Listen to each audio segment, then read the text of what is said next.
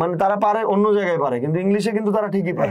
মোল্লার দৌড় মসজিদ পর্যন্ত, সে আর কত দূর যাবে? হ্যারি কেইনের মতো বিরাট কোহলি ওটা কুফা। পর্দার আড়ালে কত চুক্তি হয় সেটা তো আর আমরা জানি না।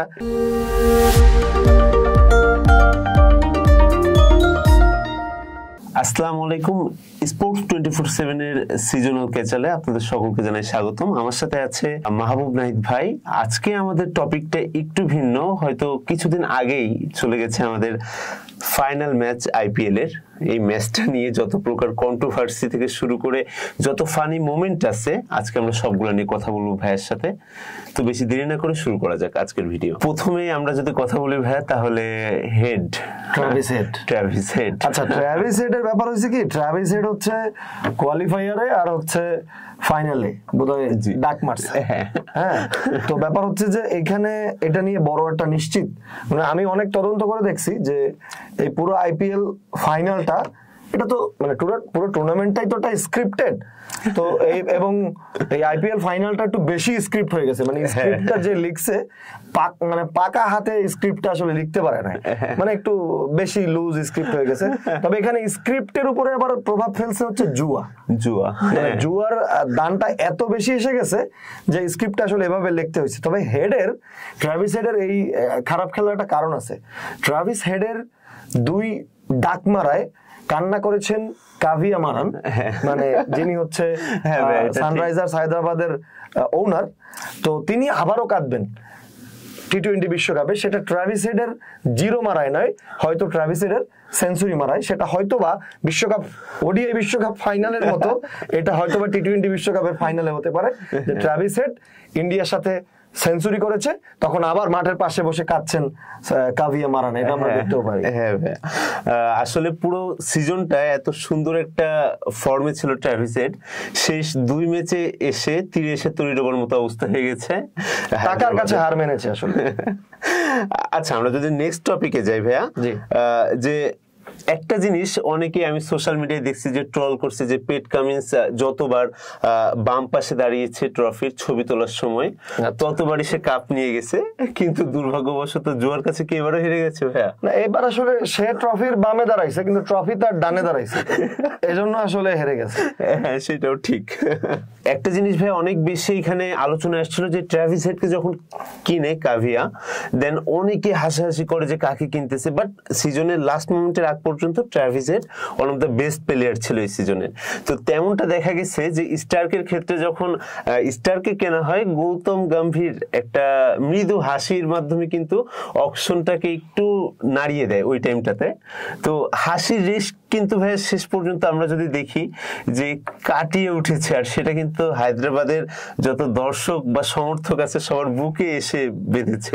এখন এখানে বিষয় হচ্ছে হাসিতে ফাঁসি, হাসিতে ফেসেছে কাভিয়া মারান আর হাসিতে হেসেছে গৌতম গম্ভীর। কাভিয়া মারান আসলে হয়তোবা তিনি বুঝেছেন, তিনি হয়তোবা খেলোয়াড় চিনেছেন। আরেকটা বিষয় সেটা হচ্ছে মিচেল স্টার্কের কথা। আমি এই কথাটা বারবার বলি এবং যতবারই বলি কথাটা সত্যি, সেটা হচ্ছে যে বাচ্চা জন্ম দেওয়ার জন্য 1 রাতই যথেষ্ট।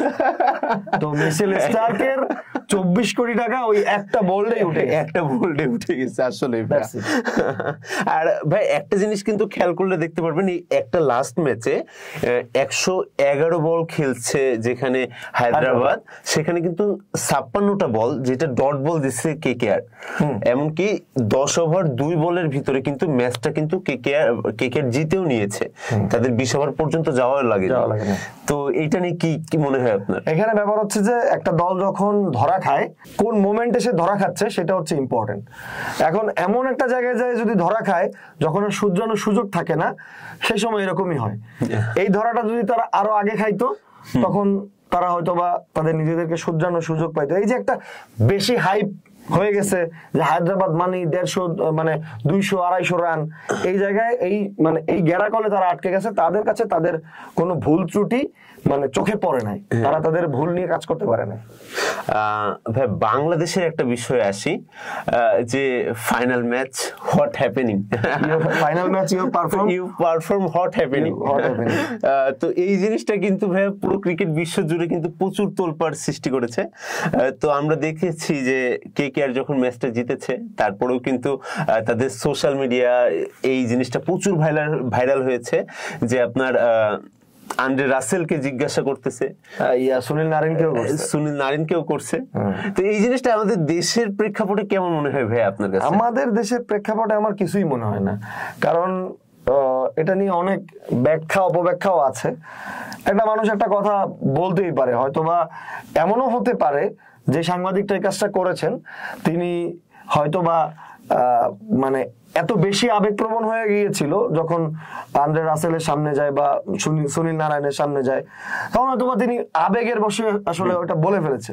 তো এখন যদি ইংলিশ নিয়ে কথা বলা হয়, ইন্ডিয়ানরা যে ইংলিশ বলে ওইটা তো কোনো পাতে দেওয়া যায় না। হ্যাঁ, I am talking about the food that was আচ্ছি থা, ওদের ইংলিশের স্টাইল তো আবার এরকম। এটা নিয়ে তো আমরা বলি না কখনো, আমরা বলি যাক এখন বললাম, কিন্তু ওদের ইংলিশের অ্যাকসেন্টও কিন্তু ভালো না। তারা যে খুব বেশি ভালো ইংলিশ পারে তাও না, তারা পারে, মানে তারা পারে অন্য জায়গায় পারে, কিন্তু ইংলিশে কিন্তু তারা ঠিকই পারে। হ্যাঁ, এটা ঠিক ভাই, এটা সর্বদা একটা দুর্বলতা কাজ করে তাদের ভিতরে। ভাইয়া, আরসিবির সমর্থকদের পক্ষে একটু কথা বলি।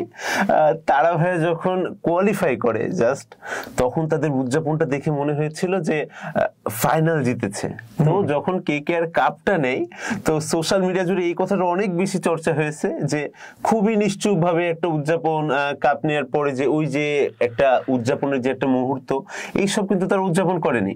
তো তাদের বলতেছে যে আসলে কাপটা কারা জিতেছে। তো দুইটা ছবিকে পাশাপাশি রেখে যে এটা কি আরসিবি জিতেছে নাকি কলকাতা জিতেছে, এইটা নিয়ে কি বলবো? আরসিবি হয়তো কোয়ালিফায়ারে গেছে, ওরা ওতেই তুষ্ট। ওদের মানে জানে যে, সে জানে যে আমার দৌড় কোন পর্যন্ত, মোল্লার দৌড় মসজিদ পর্যন্ত, সে আর কত দূর যাবে। সে কোয়ালিফায়ারে গেছে মানে মনে করছে আমি আকাশের চাঁদ হাতে পেয়ে গেছি, এই জন্য তারা এরকম উল্লাস করছে। ভাই, তাদেরকে শক্তিমত্তাটা ছিল না যে তারা কিন্তু একটা কাপ নেওয়ার মতো প্রতিবার যেরকম তাদের টিম কম্বিনেশনটা থাকে বা তাদের যে টিমটা থাকে, হয়তোবা হ্যারি কেইনের মতো বিরাট কোহলি ওটা কুফা হতে পারে। এখানে কাভিয়া নামটা দিয়ে আমার একটা গল্প মনে পড়ছে, সেটা হচ্ছে কাভিয়া কৃষ্ণা। হ্যাঁ, যারা আমরা হেট স্টোরি সিনেমাটা দেখেছি, তো এই হেট স্টোরি সিনেমাটার যিনি নায়িকা চরিত্রে অভিনয় করেছেন পাওলিদাম, তার নাম ছিল কাভিয়া কৃষ্ণা। তো সেখানে তিনি একজন মন্ত্রীর কাছে আইআইবিআই ব্যাংকের ডিরেক্টর হতে চান। এখন কথা হচ্ছে পর্দার আড়ালে কত চুক্তি হয় সেটা তো আমরা জানি না, যেহেতু শাহরুখ খানের 3টা সিনেমা হিট করেছে, শাহরুখ খানের এবার আইপিএল জেতাই লাগতো তার পার্সোনাল কারণে। তো সেখানে আসলে কাভিয়া কৃষ্ণা কি হতে চেয়েছেন হ্যাঁ শাহরুখের কাছে, কোন ব্যাংকের ডিরেক্টর হতে চেয়েছেন, নাকি নিজেই সিনেমায় কাভিয়া হয়ে শাহরুখের সাথে অভিনয় করতে চেয়েছেন? ভীর জারার বদলে হয়তো বা ভীর কাভিয়া দেখতেও পারি আমরা, অসম্ভব কিছু না। অসম্ভবকে সম্ভব করাই ভারতীয় মিডিয়ার কাজ, কারণ তারা কোনো যুদ্ধ সম্মুখে যেতে না, তারা যুদ্ধ সিনেমায় যেতে। সেক্ষেত্রে হয়তো বা সিনেমায় কাভিয়া নতুন কোন ট্রফি পেলেও পেতে পারে। হ্যাঁ, এটা আসলে অবাক হওয়ার মতো কিছু না। পরবর্তী সিনেমায় যদি আমরা শাহরুখের পাশে কাভিয়াকে দেখি তাহলে। তো দর্শকবৃন্দ, আজকে এই ছিল আমাদের সিজনাল ক্যাচালে। পরবর্তী এপিসোড দেখার জন্য আমন্ত্রণ রইল। আর স্পোর্টসের সকল তথ্য পেতে সাথে থাকুন স্পোর্টস 24/7-এর। আজকের মতো এখানেই বিদায় নিচ্ছি। আপনাদের সাথে ছিলাম আমি স্টাফ রিপোর্টার তালহা ইবনে শরীফ, এবং আমার সাথে ছিল আমাদের গেস্ট সিইও স্পোর্টস 24/7-এর সিইও মাহবুব নাহিদ। আসসালামু আলাইকুম। আসসালামু আলাইকুম।